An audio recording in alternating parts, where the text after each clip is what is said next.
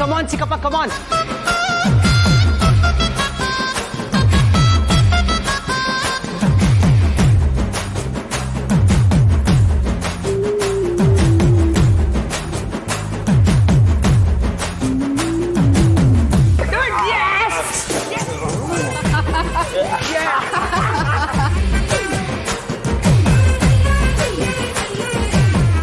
ನೋಡ್ಜಣ್ಣ, ತಮ್ಮನ್ ಮುಂದೆ ಸೋತದ್ಯಲ್ಲ. ತಮ್ಮನ್ ಮೇಲೆ ಪ್ರೀತಿ, ಅದಕ್ಕೆ ಸೋತೆ ಅಂತ ಮಾತ್ರ ಹೇಳ್ಬೇಡ. ನಾನು ಹೀಗೆ ಚಿಕ್ಕಪ್ಪ, ಅಣ್ಣನ್ನ ಯಾವಾಗ್ಲೂ ಹೀಗೆ ಸೋಲಿಸ್ತಿದ್ದೆ. ಅವನ್ ಬೇಕು ಅಂತ ಸೋಲ್ತಿದ್ನೋ ಅಥವಾ ನಿಜವಾಗ್ಲೂ ಸೋಲ್ತಿದ್ನೋ ಗೊತ್ತಿಲ್ಲ. ಅವನಿಗೆ ಗಿದ್ದಿದ್ರೆ ಅವನ್ನ ಮತ್ತೆ ಸೋಲಿಸ್ತಿದ್ದೆ. ಅವನಿಲ್ಲ ಅಂದ್ರೇನು, ನನ್ ಜೊತೆ ಆಡು ಬಾ.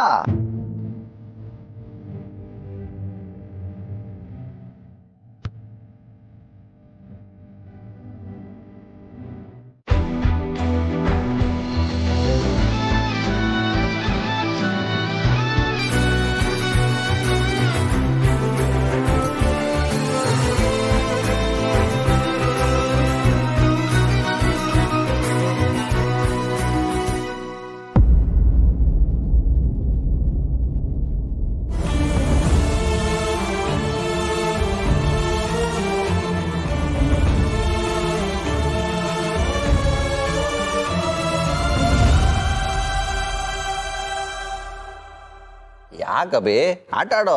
ಇಲ್ಲ ಚಿಕ್ಕಪ್ಪ, ನನ್ಗೆ ಆಡಕ್ ಮನ್ಸಿಲ್ಲ.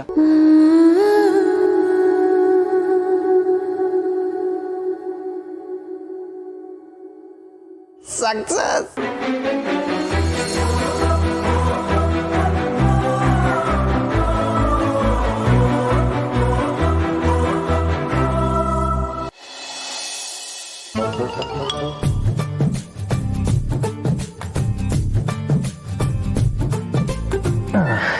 ಏನ್ ತಾತ, ಆಡೋ ಮೂಡಲಿದ್ದೀರಾ? ಬನ್ನಿ, ನಾವು ನೀವು ನೋಡೇ ಬಿಡೋಣ. ಆಡ್ತೀನಿ ಕಣೋ, ಅದೇ ನಿನ್ ಜೊತೆ ಎಲ್ಲ. ಮತ್ತೆ ಉಗ್ರ ಪ್ರತಾಪಿ,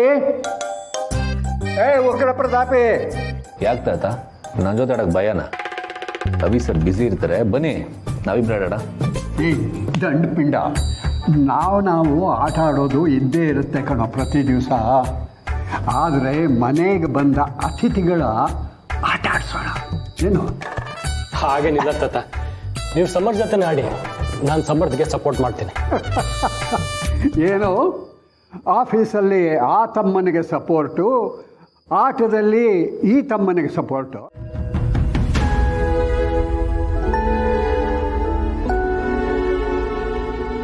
ಸರ್, ನನಗೆ ಚೆನ್ನಾಗಿ ಆಡಕ್ಕೆ ಬರಲ್ಲ, ಸುಮ್ಮನೆ ತಮಾಷೆ ಮಾಡ್ತಿರ್ತೀನಿ ಅಷ್ಟೇ. ನೀವಾಡಿ. ಬಾಪ ಆಡೋಣ. ಆಟದಲ್ಲಿ ಪಾಠದಲ್ಲಿ ಈ ಮುದುಕನ್ನ ಮೀರ್ಸೋಕ್ಕಾಗುತ್ತಾ? ನೋಡೋಣ ಬಾ. ಅದೆಲ್ಲ ಸಾಧ್ಯ ಇಲ್ಲ ಬಿಡಿ ತಾತ. ನೀವೊಂಥರ ಭೀಷ್ಮ ಇದ್ದಾಗೆ. ನಿಮಗೆ ವಯಸ್ಸಾಗಿದ್ರು ನಿಮ್ಮ ಕಲೆಗೆ ನಿಮ್ಮ ತಲೆಗೆ ವಯಸ್ಸೇ ಆಗಲ್ಲ. ಹೊಗಳಕ್ಕೆ ಸಾಕು ಬಾ.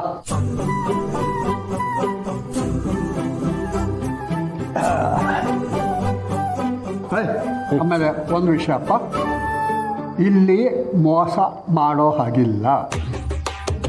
ಪಾನ್ ಬಿಡಿಸಿ ಆ ಪಾನ್ನ ನಾನು ಎತ್ಕೊಳ್ಳೋಕೆ ಹೋದಾಗ ನೀನು ಪಾನ್ಗಳನ್ನ ಅದ್ರ ಬದಲು ಮಾಡೋ ಹಾಗಿಲ್ಲ. ಓಕೆ ಓಕೆ ತಾತ. Good, that's good. ನಮ್ಮದು ಫಸ್ಟ್ ಮೂವ್.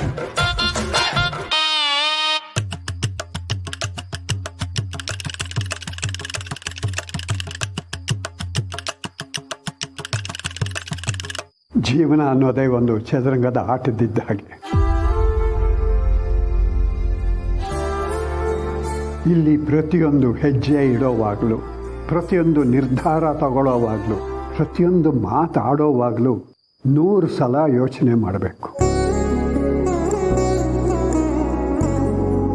ಇಟ್ಟ ಪ್ರತಿ ಹೆಜ್ಜೆ, ತಗೊಂಡು ಪ್ರತಿ ನಿರ್ಧಾರ, ಆಡೋ ಪ್ರತಿಯೊಂದು ಮಾತನ್ನು ಆಮೇಲೆ ಬದಲಾಯಿಸೋಕ್ಕಾಗಲ್ಲ.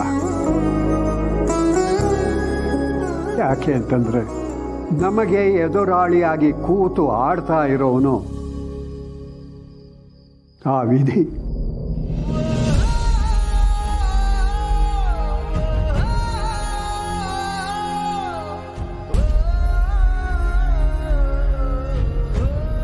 ಅವಿ ಸರ್ ನೀವಾಡಿ.